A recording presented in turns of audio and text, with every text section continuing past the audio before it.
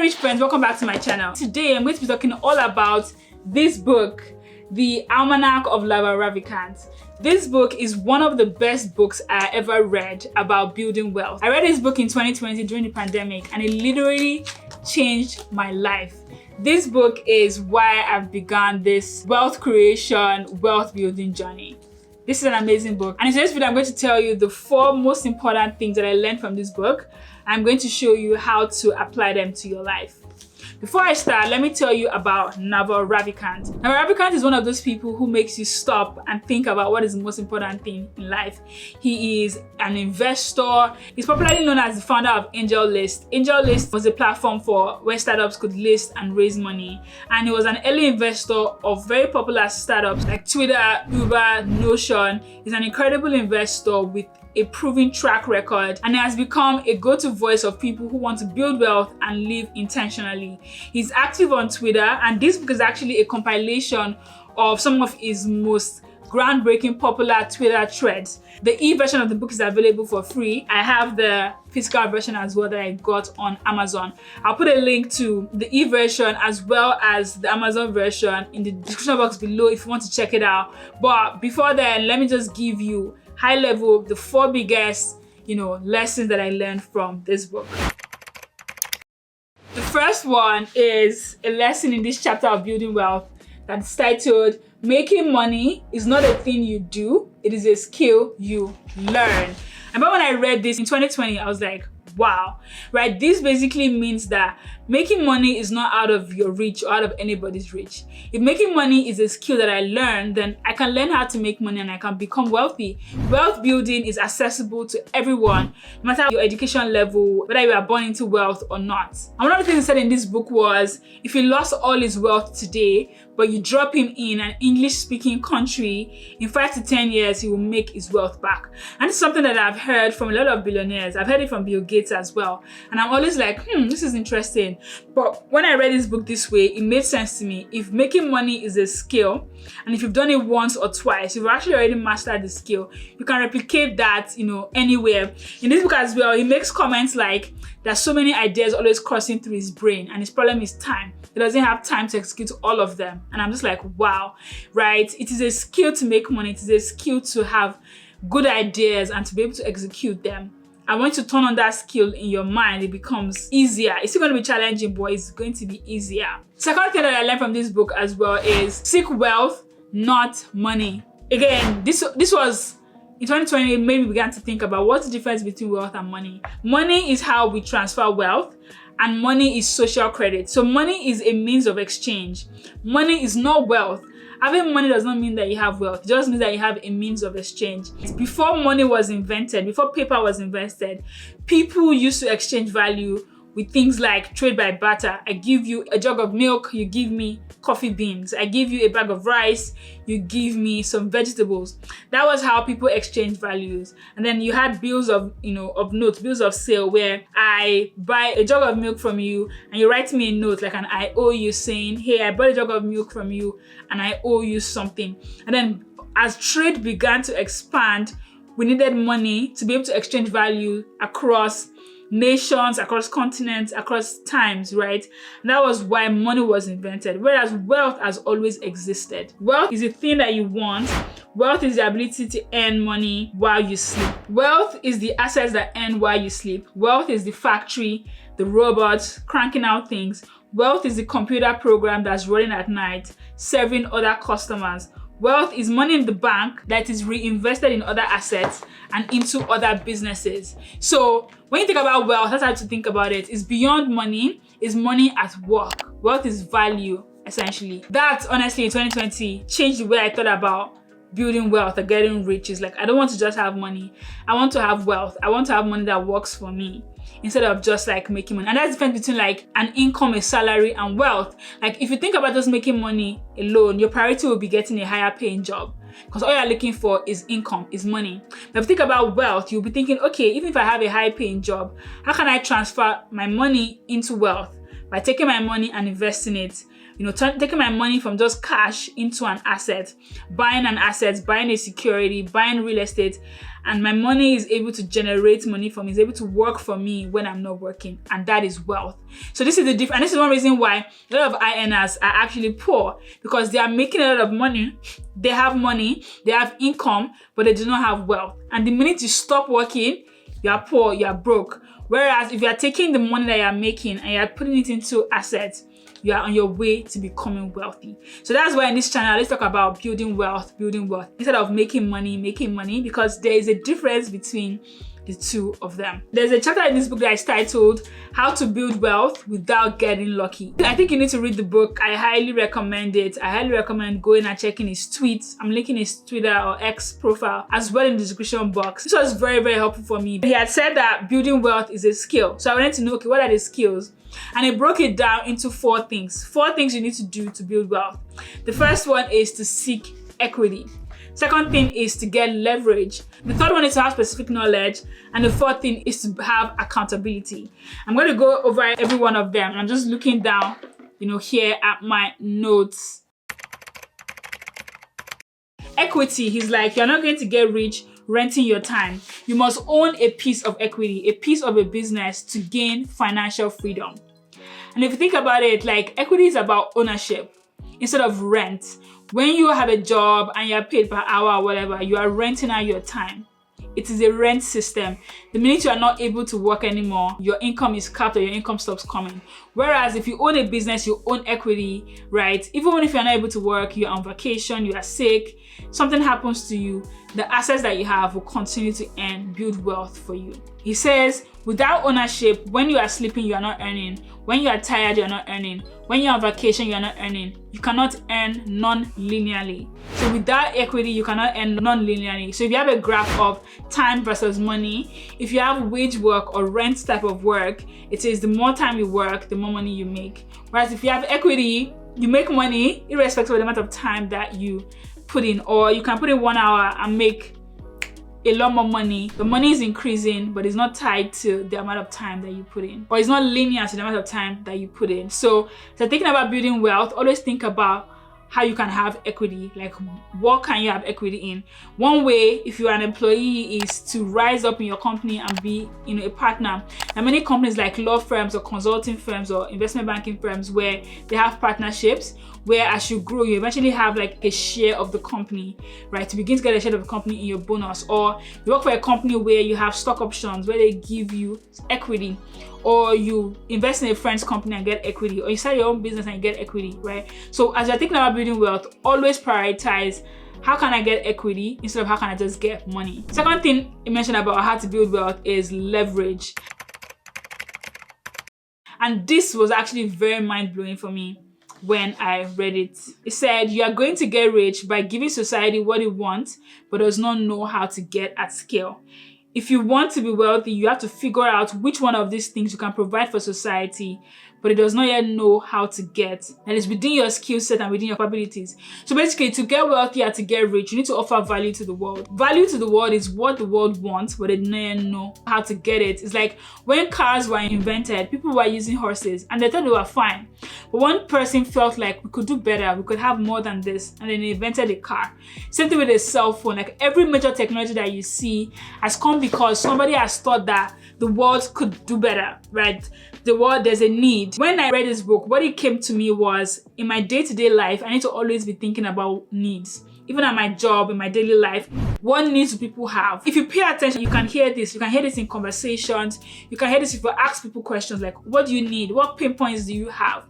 Like Uber, for example, solved a massive problem, or Netflix or Tesla, right? All these companies are companies that found problems that people had and solved it.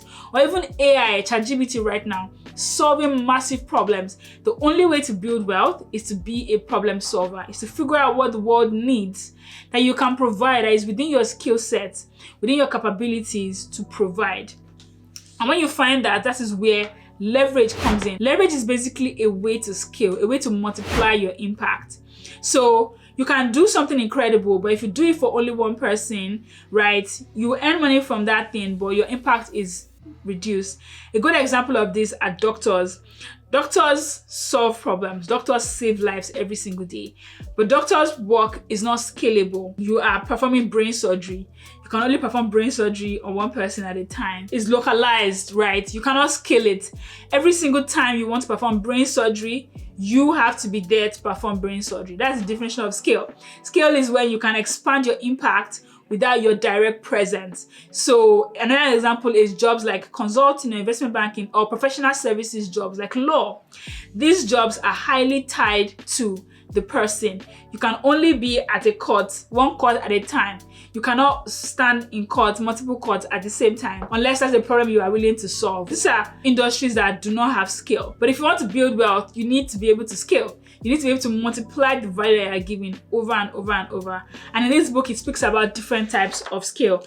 Let's go into it. It said, you have to figure out how to scale it, because if you only build one, that's not enough. You have to build thousands or hundreds of thousands or millions or billions of things so that everyone can have one. It was like, an example is Steve Jobs that figured out that societies want smartphones, a computer in their pocket, and then they scaled the production of it. So everyone now has one in their pocket. And the more you buy smartphones, the more Apple, makes money. He said, to get rich, you need leverage. Leverage comes in terms of labor or capital or code. So he said there are 3 categories of leverage: labor, capital, or code. And it's very powerful because if you think about it this way, labor is the typical form of leverage that we know. So companies like Zara, Apple, companies that produce actual product, they use labor leverage. So they have factories and they have people working in those factories who are the ones actually making those products. And they can only sell as many products as their capacity to produce. Thankfully, in 2025, many of these companies have limitless capacities to produce. Most companies, wherever you have an employee and staff, is labor, right? You are using labor leverage. Capital is another level of leverage, and it's a higher level of leverage because labor is difficult to maintain. It's easy to get, but it's harder to maintain. You need to train people. You need to provide feedback. You need to pay them. They would have concerns. They would have grievances. You need to have an HR department to manage them. The bigger the amount of labor that you manage, right, it causes a lot more stress. So I can't imagine like Apple, for example, that has maybe multiple manufacturing plants all around the world. You need to have an operations manager. You need to have a COO, people that manage the operations of manufacturing labor. Whereas capital is a higher level of leverage. And people that use this are investment bankers, private equity, like finance people. A good example is Warren Buffett. Warren Buffett, if you look at his company, right, Berkshire Hathaway, they don't have a large number of staff. It's a small company in terms of number of employees, but the amount of capital that they have, right, is a lot of money. And so he's able to take that capital and deploy it. So capital is a form of leverage. It works for you. If you invest $100 million, you are wealthy. That's money that is working for you. If you have a startup as well and you raise money and you're having capital, right, work for you. Now, capital leverage is harder to get. It requires trust. People need to trust you. Warren Buffett has built decades and decades of trust. So it's easy to give your money to Warren Buffett because he has a track record. So it requires trust. It's also hard to maintain because you need to have knowledge. You need to know what you're doing. You need to know the right things to put the money in. You need to know where to cut your losses, things like that. So capital is a harder form of leverage, but if you get it, your rewards are limitless. And like the third amount of leverage is what it calls permissionless leverage. It's leverage that you can get by yourself, the one that you create yourself. An example of this is code or media. So let's start from media, right? Newspapers or blogs or articles. I remember when blogging was a big thing. You can sit down in your house and write a blog article and publish it on the internet. And without permission from anybody, without recruiting anybody, without raising money from anywhere, that article that you've published can become massive and you can get money from that. The internet, right? Just the invention of the internet brought about this new age of permissionless leverage or code. Many of the big companies that you see now, the most successful companies that you have in the world today, the biggest billionaires today, they became rich through permissionless leverage code by writing software. By writing software, Mark Zuckerberg became one of the youngest billionaires. Bill Gates, software, Microsoft, Apple. Well, Apple also has its software, iOS, and then it has the physical thing behind it. Or is it Tesla? PayPal was the first software, and now you have the Tesla technology itself. You have SpaceX, which is a form of technology as well. So like this are permissionless leverage. You can create it yourself. This is a powerful form of leverage that is available to everyone, regardless of your income level, your location in the world. You can begin to think about leverage. The thing itself, the code, the media is just the tool, right? You need to think about what you're leveraging. So if you write code for Facebook, when you're writing code for Facebook, the first code is the most important one. Once you write the most important one, once you write the first code, it's easy to copy it, it's easy to transfer it. Like I can just take my phone right now and download the app and I already have it. It's easy to multiply and scale your effort. So it's like if you want to build wealth, you need to find some form of leverage. These are the three buckets: labor, capital, and permissionless leverage. You need to find one of these three that you can have and then scale yourself as much as possible. The third thing you need to have if you want to build wealth is specific knowledge. In the book, it said, specific knowledge is knowledge that you cannot be trained for. If society can train you, it can train somebody else and replace you. Specific knowledge is found by pursuing your genuine curiosity and passion rather than whatever is hot right now. Building specific knowledge will feel like play to you, but will look like work to others. Think of it like applied knowledge. It's not physics, it's applied physics. A good example of this is, again, let's use software like Facebook or whatever, right? The main knowledge that they applied was programming. That's the core knowledge. But then for Facebook, Mark Zuckerberg took programming, software languages, whether C++, whatever it was coded on. He took that knowledge and he applied it to solve a particular problem. It's the same thing with Netflix. They took the same operating language, whatever was available at that time, and they took that code and they applied it to a specific problem. So specific knowledge is applied knowledge and it is always unique to you. Many times it comes from everything you've learned through your life. Like, because we are unique individuals, we have different perspectives. Based on how I grew up, what I saw, what I know.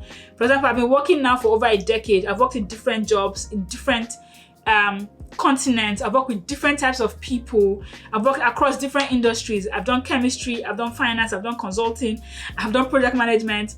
If I take all that knowledge, all that experience, and I create a product, that is specific knowledge to me, right? You can compete with me on something, but you cannot compete with me, on my specific knowledge. And it's like, if you want to build wealth, you need to find what your specific knowledge is. It was like for him, he was very, very good at analyzing companies. It was like he learns fast, he likes to solve problems, and he enjoys, identifying companies. And he took all three of those and he used it to be a successful venture capital. And it's like specific knowledge is things that you enjoy doing. It is fun for you, but it feels like work to others.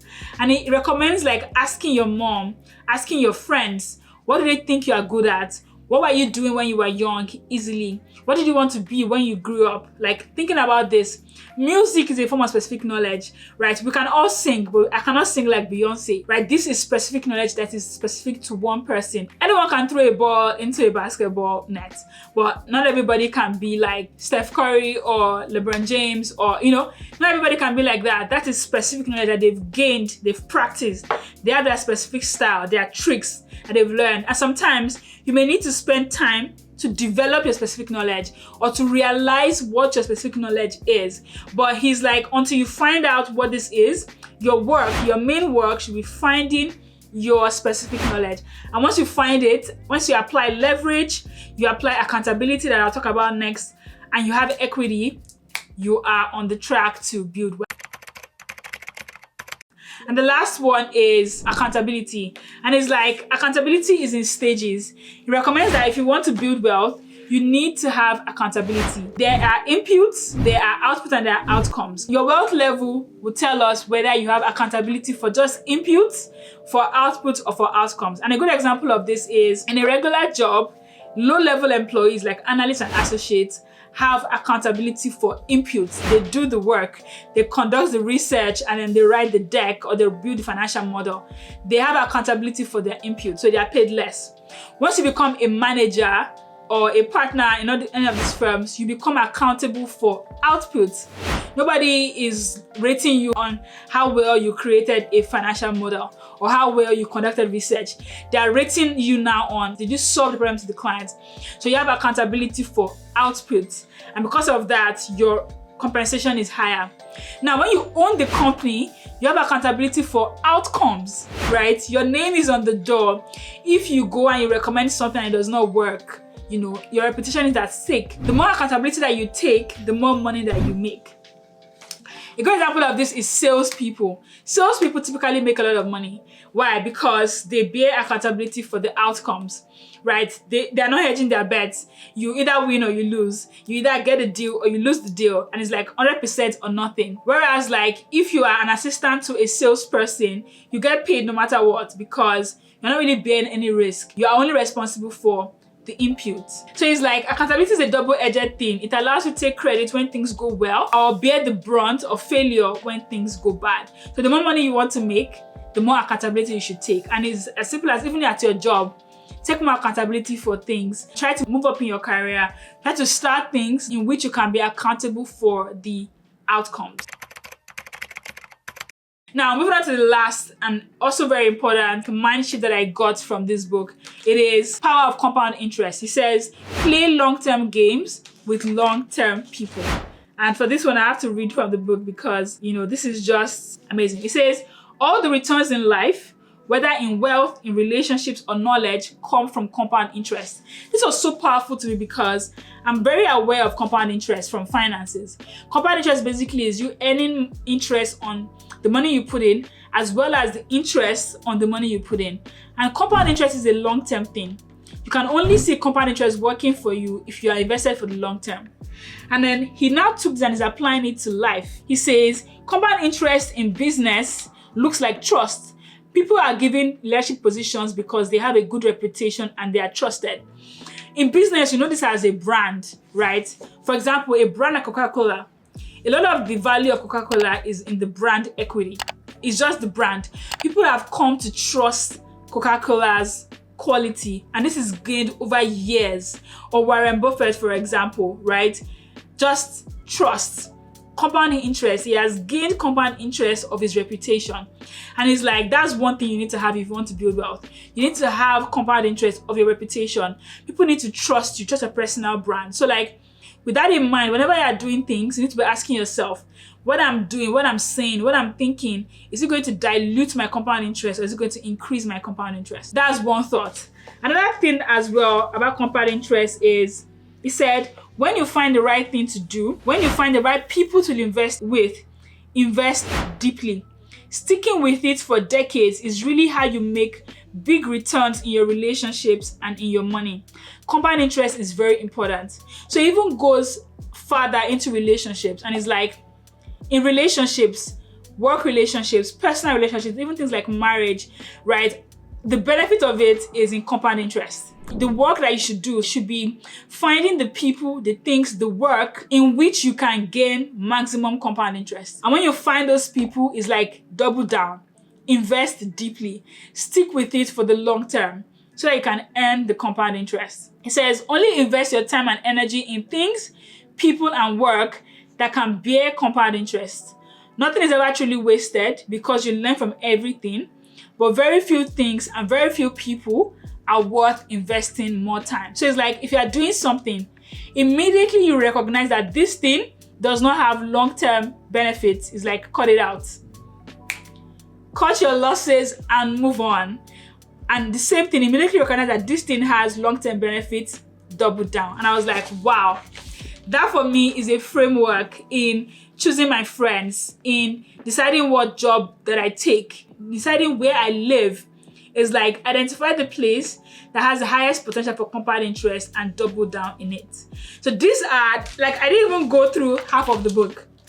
Like in this video, I can make another video about this book. And let me know if you want to see part 2. But this book is packed with so much wisdom. It speaks about happiness or like about mindfulness or other things. And I recommend you, like, if you're looking for your next read, this book is always going to be at the top of my list any day. I always try to reread it every year so I can bring to mind, some of the things that I've learned. I hope you enjoy this talking about books. I love to read. I read at least 10 or 20 books every year. On the channel, I want to continue to make videos about books. So if you'd like to see more about books, I have so many books on my shelf here. and I'll happily talk about them anytime, any day. So definitely subscribe, and I'll see you in the next video. Until then, stay rich and build wealth. Bye.